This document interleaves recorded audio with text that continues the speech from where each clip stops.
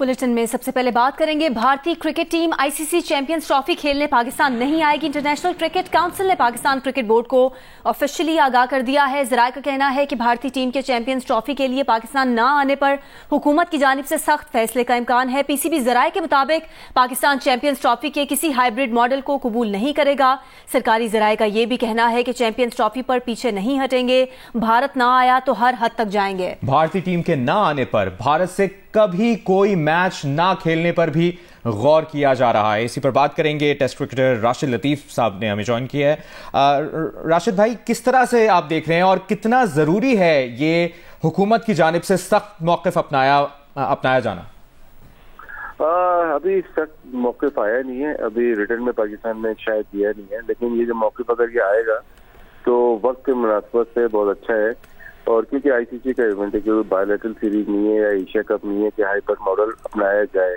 इसमें पहले भी है कि 8 साल का साइकिल होता है, उसको साइन किए थे तमाम कंट्री जो पार्टिसिपेट कर रहे होते हैं, चाहे वो अंडर 19 के वर्ल्ड कप हो, वुमेन के वर्ल्ड कप हो, चाहे चैंपियंस ट्रॉफी हो, चाहे T20 या 50 ओवर के टूर्नामेंट हो, वो आप भाग नहीं सकते ऐसे। कोई स्ट्रॉन्ग रीजन देना होता है, तो कोई स्ट्रॉन्ग रीजन नजर आएगा तो आईसीसी सोचेगी ना।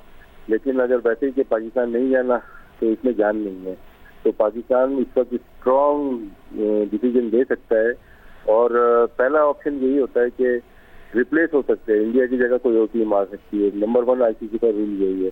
हाइब्रिड तो है ही नहीं इसके अंदर ना, इसमें तो है ही नहीं बिल्कुल।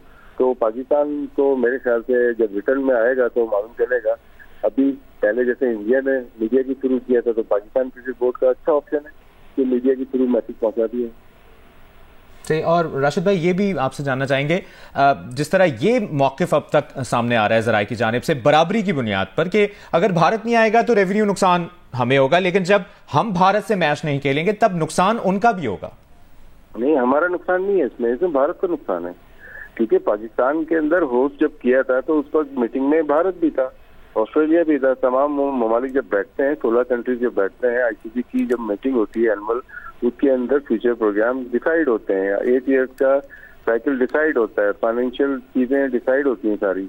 तो उस वक्त क्यों नहीं मना किया गया था कि पाकिस्तान में हम खेलने नहीं जाएंगे? उस वक्त अगर मना करते और कोई ऑब्जेक्शन करते, आईसीसी ने अनाउंस किया है कि 2025 की चैंपियन ट्रॉफी जो दोबारा शुरू होगी, लास्ट चैंपियन ट्रॉफी का विनर पाकिस्तान है, 2017 में सरफराज की क़यादत में जीते थे, वो पाकिस्तान में चली गई। उसी वक्त ऑब्जेक्शन करना चाहिए था।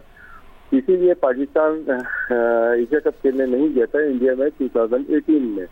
वजह क्या थी कि वो एशिया कप था, उसमें आप मना कर सकते हैं। और इसी तरह से पाकिस्तान में 2023 में एशिया कप था, वो श्रीलंका में खेला गया, तो वो ठीक है। लेकिन आईसीसी के इवेंट तो इतने आसानी से कोई भाग नहीं सकता।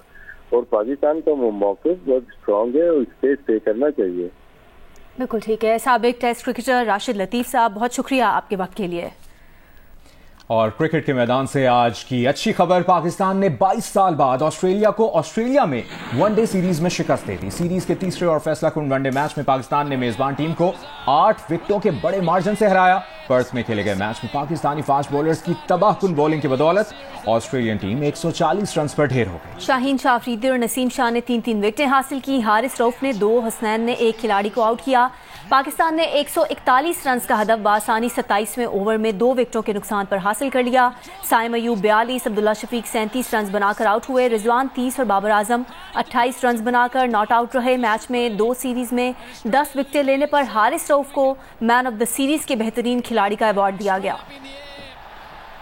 आगे बढ़ते हैं, आपको बताएं, मुल्क में स्मॉग की सूरत हाल बदस्तूर बरकरार है और स्मॉग का दायरा खैबर पख्तूनख्वा तक फैल गया है। खैबर पख्तूनख्वा का दारुल-हुकूमत पेशावर इस वक्त 657 पार्टिकुलेट मैटर्स के साथ मुल्क का आलूदा तरीन शहर है, जबकि मुल्तान 439 पॉइंट्स के साथ दूसरे और लाहौर 339 पॉइंट्स के साथ मुल्क का तीसरा आलूदा तरीन शहर है। दुनिया के बड़े शहरों की फहरिस्त में लाहौर बदस्तूर आलूदा तरीन शहर के दर्जे पर बरकरार है। पंजाब की सीनियर वजीर मरियम औरंगजेब ने कहा है कि स्मॉग के खात्मे के लिए पूरे मुल्क और हर शहरी को जिद्दोजहद करना होगी। धुएं का अखराज रोकना और खिलाफ वर्जी की 1373 पर 1373 पर इत्तला देना होगी।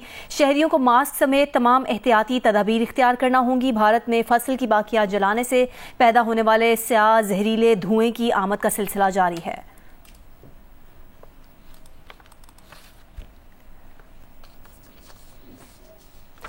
लाहौर में आज इतवार की छुट्टी के रोज शहरियों ने स्मॉग की रोकथाम के लिए बनाए गए SOPs हवा में उड़ा दिए। चैम्बर ऑफ कॉमर्स के सदर ने मार्केट्स बंद रखने की अपील की, ताहम किसी ताजिर तंजीम ने कारोबार बंद रखने का एलामिया जारी नहीं किया। मजीद बता रही हैं उम्मे फरवा। जी, लाहौर में स्मोक को कंट्रोल करने के लिए इतवार की रोज मार्केटें बंद करने का ऐलान किया गया था, लेकिन सूरत हाल इस तरह से है कि अनारकली में देखा, माल रोड के ऊपर, हार रोड के ऊपर दुकानें तो बंद थी, लेकिन लिबर्टी, गुलबर्ग सेंटर, ये इन जगह के ऊपर मार्केटें जो है खुली हैं। और आप अकब में देख भी रहे हैं कि खवातीन की बड़ी तादाद जो है शॉपिंग करने के लिए इतवार की छुट्टी को फायदा उठाते हुए यहाँ पर मौजूद हैं और शॉपिंग करती हुई नजर आ रही हैं। और यहाँ पर बहुत कम ऐसे लोग हैं जिन्होंने मास्क पहना हुआ है। हालांकि स्मोक के हवाले से जो सूरत हाल है, लाहौर में 1000 से ऊपर AQI है और एयर क्वालिटी इंडेक्स कंट्रोल नहीं हो रहा और शहरियों को बारहा दफा कहा भी गया। और जिस तरीके से मार्केट बंद करने का ऐलान किया गया था, वो देखने में यह है कि वो ये बात जो है हवा में उड़ा दी गई है। और लिबर्टी के अगर आप चले जाते हैं, लिबर्टी के अंदर भी लोगों ने अपनी दुकानें जो हैं वो खोली हुई हैं। इसी तरह से जो मशहूर ब्रांड्स हैं उन्होंने भी अपनी दुकानें जो है वो खोली हुई हैं और वहाँ पे लोग जो है खरीदारी करते हुए नजर आ रहे हैं। जी, कोयटा में वज़ीर आला सरफराज बुगटी और वफाकी वज़ीर दाखिला मोहसिन नकवी की ज़ेर सदारत इजलास हुआ है। एलामिये के मुताबिक इस इजलास में कोयटा रेलवे स्टेशन खुद कुछ धमाके की इब्तदाई रिपोर्ट पेश कर दी गई है। इस इजलास में दहशतगर्दों के नापाक अज़ाइम नाकाम बनाने के लिए इंटेलिजेंस बेस्ड ऑपरेशन बढ़ाने का फैसला किया गया है। इजलास में शोहदा के दर्जात की बुलंदी के लिए दुआ और लवाहिकीन और जख्मियों से मुकम्मल यकजहती का इजहार किया गया है।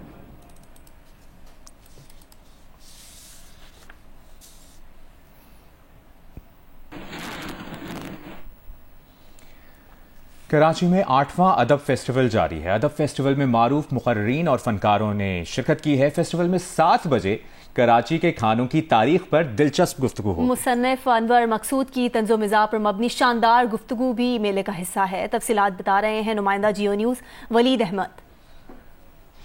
इल्म और अदब की बातें, दानिश्वरों की बैठक, किताब से मोहब्बत करने वालों का मेला। इस वक्त हम शारा फैसल के एक मुकामी मॉल में मौजूद हैं जहां अदब फेस्टिवल चल रहा है। कैमरामैन नासिर अली आपको दिखाएंगे। इस वक्त एक सेशन चल रहा है जिसमें बात हो रही है किताबों की, बात हो रही है पाकिस्तान की और बात ये हो रही है कि पाकिस्तान को कैसे आगे लेकर बढ़ना है। इससे पहले मिफ्ता इस्माइल का एक सेशन था जिसमें उन्होंने जो पाकिस्तान के मुआशी मसाइल हैं उन्हें एड्रेस किया और ये बताया कि कैसे ज़बोहाली का शिकार मईशत बेहतर हो सकती है। और साथ साथ ये मौजू भी ज़ेर बहस है कि नए दौर में नसर, नज़म और शायरी की क्या सूरत हाल है। अब से कुछ देर बाद एक और किताब की रोनुमाई है, उमर अजीज़ शाहिद की वो किताब जिसका नाम है द इलेक्शन। और फिर आखिर में अनवर मकसूद मिर्ज़ा के रंग दिखाएंगे। थल जीप रैली के फाइनल राउंड प्रिपेयर्ड कैटेगरी के मुकाबले भी इख्तिताम पजीर हो गए हैं। मारूफ रेसर आसिफ फजल चौधरी ने सबसे कम वक्त में फासला तय किया। शदीद स्मॉग के बायस प्रिपेयर्ड कैटेगरी की रेस 4 घंटे ताखीर से शुरू हुई, जबकि ट्रैक भी 200 किलोमीटर से कम करके 30 किलोमीटर करना पड़ा। प्रिपेयर्ड कैटेगरी में 3 खवातीन समेत 34 रेसर्स ने हिस्सा लिया। थल जीप रैली में आखिरी रोज शदीद स्मॉग के बायस ट्रैक पर हद निगाह इंतहाई कम होने के बायस प्रिपेयर्ड कैटेगरी के मुकाबले 4 घंटे 40 मिनट की ताखीर से शुरू हुए। 200 किलोमीटर का ट्रैक कम करके 30 किलोमीटर तक महदूद करना पड़ा।